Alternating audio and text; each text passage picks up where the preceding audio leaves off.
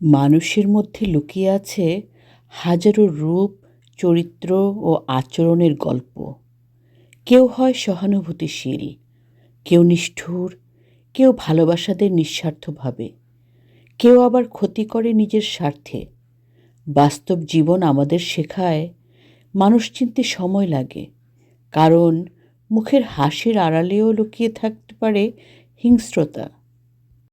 মানুষ শুধু হাড় মাংসের পুতুল নয়, মানুষ হলো আশা, নিরাশা, ভালোবাসা, বিরহের এক জীবন্ত বিশ্বকোষ। মানুষের সবচেয়ে বড় শক্তি তার দুর্বলতাকে স্বীকার করার সাহস।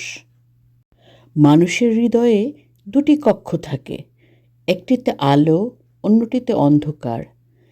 যে নিজের অন্ধকার কক্ষটি দেখতে পায় সেই সত্যিকারের আলোকিত। মানুষ কখনো সম্পূর্ণ ভালো বা খারাপ হয় না, মানুষ হয় ভালো খারাপের মিশ্রণ। যেমন নদীতে মিষ্টি ও লবণাক্ত জল পাশাপাশি বহমান। এই পৃথিবীতে সবচেয়ে কঠিন কাজ হলো সত্যিকারের মানুষ চেনা, কারণ অনেকেই মুখে ফেরেশতা, কিন্তু ভেতরে বিষধর সাপ।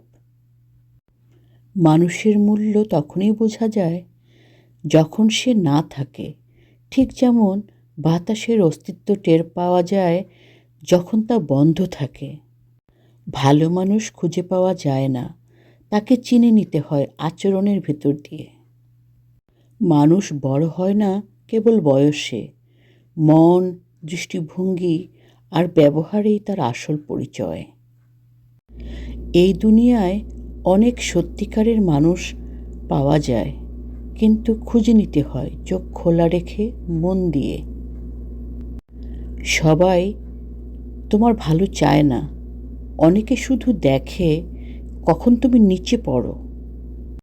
মানুষের ভিড়ে থেকেও একা থাকা শিখতে হবে, কারণ সবাই বন্ধুর মুখোশ পরে ঘুরে বেড়ায়। মানুষের দেহটা হলো মাটির তৈরি একটি পাত্রের মতো, আর তার ভেতরে থাকা সুন্দর মনটাই হলো তার আসল সুগন্ধ।